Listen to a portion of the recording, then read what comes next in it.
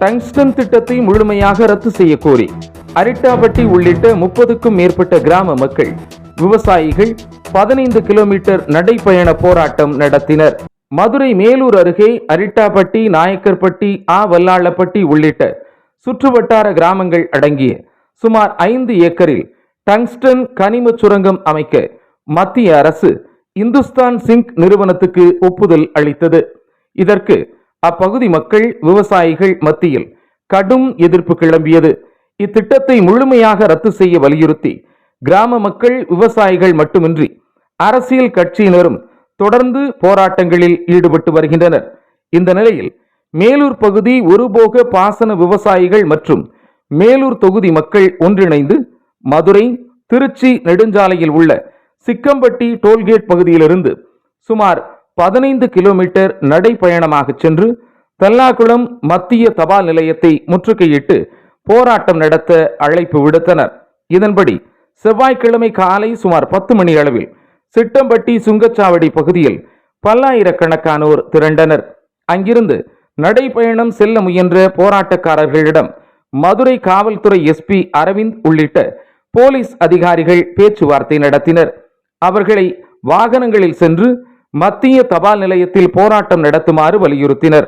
ஆனாலும் விவசாயிகள் மற்றும் பொதுமக்கள் அதை கேட்கவில்லை.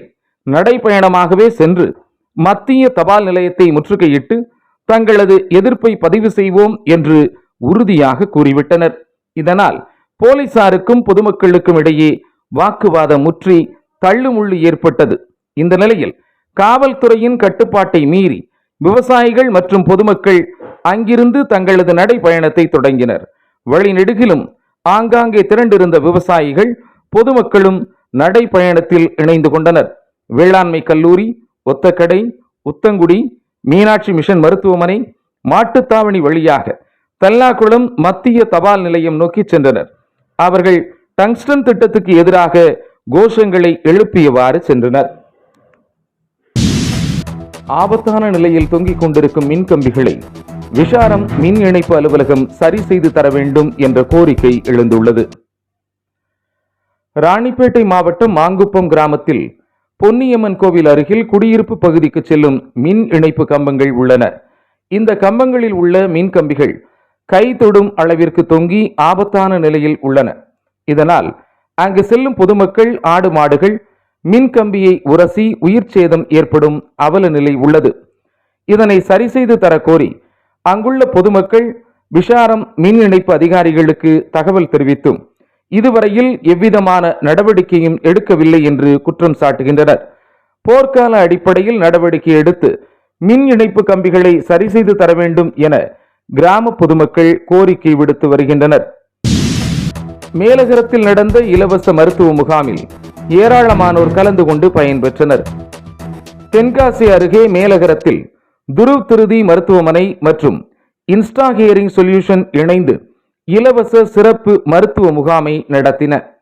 இம்முகாமில் காது சம்பந்தமான பிரச்சனை, சுவாச பிரச்சனைகள், தொண்டை வலி, டான்சில் பிரச்சனை, தலைவலி மற்றும் குழந்தைகளுக்கான காது, மூக்கு, தொண்டை பராமரிப்பு உள்ளிட்ட பல்வேறு நோய்களுக்கு பரிசோதனைகள் நடத்தப்பட்டன. மேலும் கலந்து கொண்ட அனைவருக்கும் 1000 ரூபாய் மதிப்புள்ள செவித்திறன் பரிசோதனை இலவசமாக செய்யப்பட்டது. முகாமில் 100க்கும் மேற்பட்ட பொதுமக்கள் கலந்து கொண்டனர். அவர்களுக்கு மருத்துவர்கள் வித்யாச்சல், கௌதீன் ஆகியோர் சிகிச்சை வழங்கினார்கள்.